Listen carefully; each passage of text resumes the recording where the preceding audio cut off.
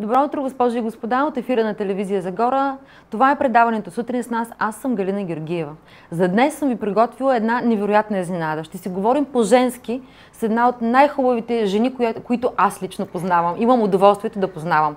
Жената и красотата са две неизменни неща. Знаете всички, че аз държа на външния вид и затова днешното предаване ще бъде в полза изцяло на женската половинка. Мъжете може да слушат от гледна точка на това, да изискват от приятелките си да бъдат красиви. Разбира се, няма грозни жени, но ние с моята гостинка ще подпомогнем вашата красота. На гости днес ми е Мариана Елчева. Добро утро! Добро утро! Много се радвам, че прие моята покана за гости. Аз се радвам, че ме покани и ме е изключително приятно да гостувам в твоето предаване. Ще говорим по-женски. Абсолютно по-женски. Един такъв хубав непринуден разговор в полза на нашите зрители. Така е, зрителки, бих казала. Да, зрителки. С какво да започнем? Може би с почистването на кожата. През лятото. Да, темата е, искам да обхванем по-летните месеци, как да си поддържаме кожата, как да изглеждаме още по-хубави. Знам, че кожата се променя лятото, че ще ни кажеш как и защо. Да. Всеки сезон от годината по принцип изисква грижа. Да, грижа за кожата. Специално през летните месеци, така грижата за кожата е по-специфична. Както знаем, през лятото ние доста се изпотяваме, кожата се дехидратира, така че трябва да положим по-големи грижи за хидратацията на нашето лице. Това оказва влияние на грима ни, нали? Извинявай, че те прекъсвам. Разбира се, че оказва влияние на грима ни, но ако една кожа е добре хидратирана, тогава и гримът изглежда по-свеж, по-естествен. Твой е уникален. Благодаря. Благодаря ти това много. Това ти е визитната картичка все пак. Да, така е. Какво да кажем за хидратацията? Значи, задължително трябва да почистваме лицето добре и след това да го хидратираме. Как ще ни разкажеш ли как? В смисъл с тоник, с лосион, нашите зрителки ще им бъде интересно да... Може би не спазват точно. Много важно е да почистваме лицето вечер. Дори да не сме използвали грим, ние трябва да премахнем насъбралата се мръсотия през деня. Хубаво е да измием лицето с демакиращ гел, след това да почистим с тоник или с тоалетно мляко, като за вечер препоръчвам да е тоалетно мляко, защото хидратира допълнително. Да, обикновено тоалетните млека за лице са хидратиращи и така кожата се хидратира по-добре. След това задължително крем на околоочния контур. Грижата за околоочния контур през лятото трябва да е по-засилена. Ако имаме възможност да слагаме по 2-3 пъти на ден крем около очите. Само около очите, да наблегнем. Да, за да избегнем бръчките, така наречени пач-крак. Точно така. Толкова забележими. Да, за съжаление. За съжаление, да. И след това да се върнем на вечерта, слагаме нашия нощен крем. Като искам да кажа на всички момичета и жени, ако има такива, които през деня използват своите нощни кремове, да забравят, защото нощните кремове са по-тежки. Не случайно пише нощен крем в крайна сметка. Абсолютно, да. Това е за вечерта. И така кожата почистена, отпочива добре, регенерира се и на сутринта е готова да понесе новите изпитания на деня. Ние с теб си говорихме за пудра през лятото. Да. Как да нанасяме такива препарати? Такива продукти по-скоро? Ако използваме фондютен през деня, първо лятото той трябва да е по-лек. Не казвам, че не трябва да е покривен, просто да е с по-лека текстура. Има толкова много марки на пазара вече. Да. Може да използваме и така навлезлите вече тонални кремове. Като е хубаво през лятото, върху фондютена да използваме прахообразна пудра. Каквато ми сложите на мен преди предаването. Да. Мога да кажа, че ако преди беше трудно да се намери, сега вече има много марки на пазара, които предлагат такива прахообразни пудри, транспарантни, без цвят. Може, разбира се, да си изберем и пудра в цвета на нашия фондютен. С нанасенето на тази пудра на лицето се премахва лъскавината, тена изглежда свеж. И това... Аз веднага имам въпрос обаче. Отиваме на плаж с такава пудра и се случва чудо, като се изпотим. Подходящ ли е такъв тип макияж за плажни условия? За лято е все пак. Ходят хората на плаж, на море. Да, жената е суетно същество, сигурно иска да изглежда добре и на плажа, но не бих казала, че ако тя е с пудра, с фондютен, ще изглежда добре на плажа. Нито е естествено, нито в басейна, като влезеш, след това се случват пак и първо, неприятни че се гледки. получава голям дискомфорт покрай това, че ще се разтече. Бих препоръчала на жените, ако искат да бъдат с грим на плажа, просто да използват една водоустойчива спирала, хубав, лека гланц като твоя. И като твоя. Нека си направим комплименти взаимно. Да. Защото този гланц придава едно младежко излъчване на лицето. Ако искат, могат да сложат и лек руш за руменина, но няма смисъл от фондютени и пудри. Казвам го съвсем отговорно. И аз присъединявам към това. Ти каза, че кожата, в смисъл не си казала, но кожата се променя. Каза, че грижата е по-специфична през лятото. С какво е по-специфична грижата за лицето? Ами, както вече предвид казахме... това, че се изпотяваме по-често. Да. За изпотяването, от изпотяването възниква и по-голямото замърсяване на кожата. Затова е хубаво също да използваме тази пудра, за която говорихме, защото тя предпазва лицето от заобикалящата ни... Пак нашата любима дума мръсотия. Да. Защото то си е такова. Да, от заобикалящата ни мръсотия. Иначе за почистване на кожата мога да препоръчам на жените, на момичетата да си правят пилинг поне 2-3 пъти седмично. В домашни условия, извинявай, че те прекъсвам, в домашни условия могат ли да се направят пилинг? Чувала съм с кафе. Да. Че доста добри резултати се постигат. Да, с кафе. С натрошен аспирин също се получава много хубав пилинг. След пилинга е хубаво да направим и някоя успокояваща маска, за да хидратира кожата. Пак ми разкажи в домашни условия какво може да си направим. Примерно маски с продукти, които мед, всички имаме. С мед, с краставица. Краставицата съдържа над 75% вода. И кожата на лицето просто изсмуква тази вода. С кисело мляко също така е хубаво да си правим маски, зехтин, лимонов сок. Мисля, че ако изпробват поне една от тези, всеки ще остане много доволен от ефекта, който имате върху кожата. Много често съм чувала момичетата да си мият лицето с сапун. Какво е твоето мнение по въпроса? За или против сапуна си ти? Против. Като под сапун общо понятие. Въобще нито казваме хидратиращ, нито то сапун за лице въобще има ли? Най-вероятно течните сапуни. Да. Не изсушава ли кожата? Да, изсушава кожата. Ако решим да измием лицето си с сапун или ни е практика да го правим, задължително след това трябва да използваме хидратиращи продукти, които да положим върху кожата на лицето. Да. А за или против спиралата на плажа? Не съм против спиралата на плажа, но тя трябва да е водоустойчива, защото когато влезем във водата, много ясно, че ще се разтече.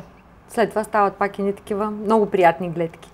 Да, не мисля, че някой иска да има черно под очите, като излезне от водата или... Не. Или въобще да не се гримират, пък в крайна сметка. Ако нямат водоустойчиви спирали, въобще да не се гримират, нали? Да. Така, особено младите момичета, не бих казала, че имат нужда от какъвто и да било грим на плажа. Да се опитат да бъдат максимално естествени. Ти си професионален гримьор. Ние всички знаем, че професионалните гримьори ползват основа за грим, нали? Да. Да слагаме ли през летните месеци основа преди същинския грим или да пропуснем? Допълнително утежнява ли тя състоянието на кожата? Зависи. Има основи за грим, които са за мазна кожа. Тях може да слагаме. Има и които просто хидратират. За да издържи по-дълго фондютена, може да сложим лека основа за грим. Ти лично слагаш ли си? Не. На себе си? Не слагаш? През лятото не слагам. През деня. Нали, понякога, когато става въпрос за вечерно парти, за по-силен грим, тогава използвам основа и да, препоръчвам да се използва. Но през деня аз си слагам дневния крем и след това фондютена, като моята кожа по принцип е суха.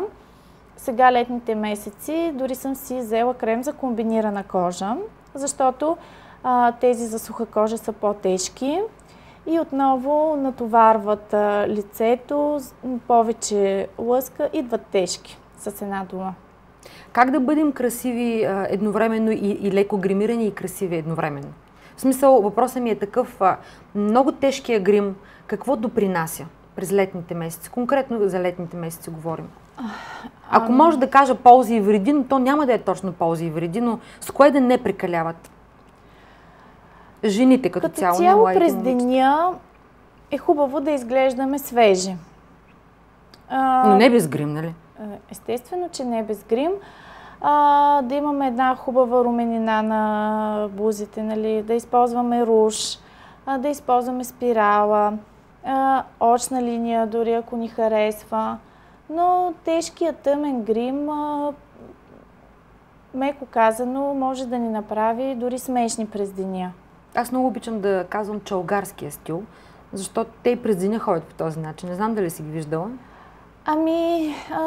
Да. Мисля, ти си навън, виждала си ги много ясно, но... Много момичета прекалено експериментират с грима и то през деня, което не е хубаво, но всеки сам решава за себе си. Ние може само да съветваме. Разкажи ни в края на нашия разговор какви са модните тенденции в гримирането през лято 2013? Цветова гама, да. Сенките какви да са, кремообразни, сухи. Лятото... Виждам, че се облечена в лилавата гама, което означава, че е модно. Ти винаги си в модата. Да, лятото сега синьото, лилавото, изкрящите цветове в очите и в устните, но залага се основно на един акцент. Значи акцента трябва да е или в очите, или в устните. Точно това ще да питам. Силни очи и силни устни едновременно може ли? Не препоръчвам. Ако сме на едно друго място, на един друг концерт, където пеят едни песни, за които говорихме преди малко. Тогава може, но аз лично не препоръчвам. Значи сега лятото тенденциите са към тъмните очи. С тъмни, като имам на предвид, че могат да бъдат и цветни, нали, в цвят, тъмно-синьо, тъмно-лилаво, дългите изразителни мигли. Опушваме ли се очите тази година? Опушения грим на мода ли е още? Той грима, ако е по-силен, така или иначе би трябвало да изглежда като опушен, поне според мен. Който се харесва с опушен грим, няма нищо лошо да го прави, стига да не изглежда смешно.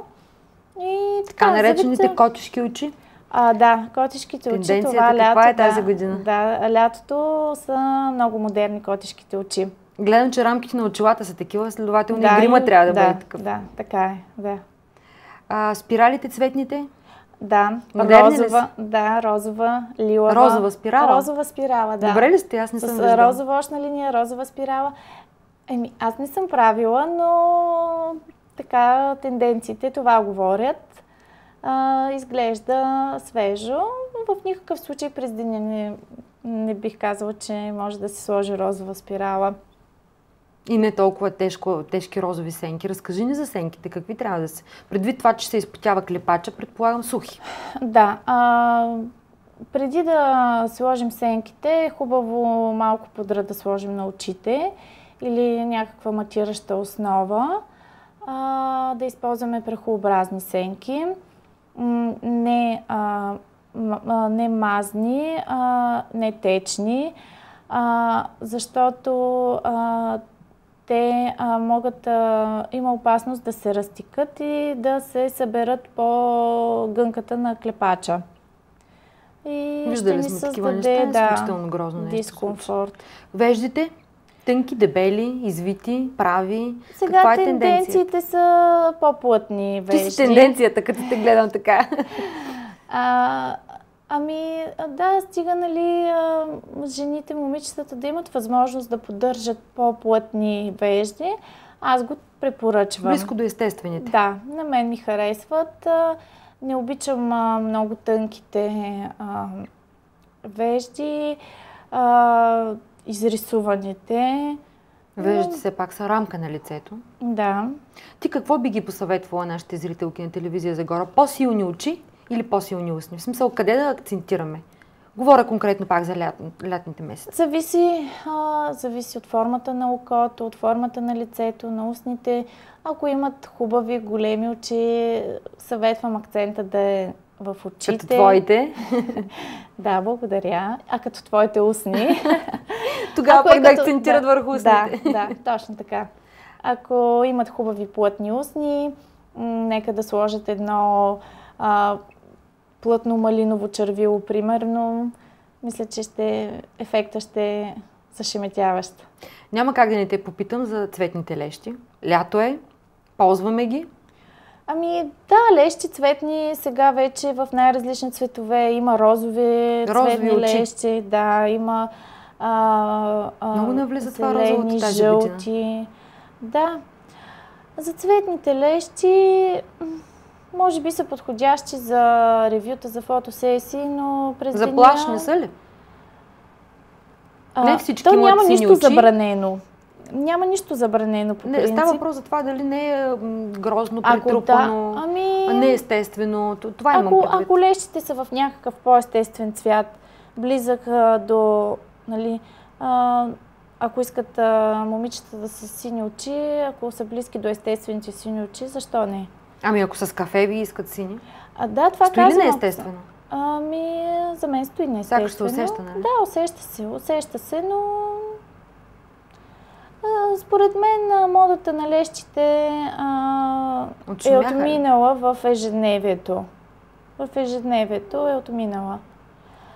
Вече се стремим към по-естествена визия, по-натурална. Нали, говорим за шоу-бизнеса, за клиповете.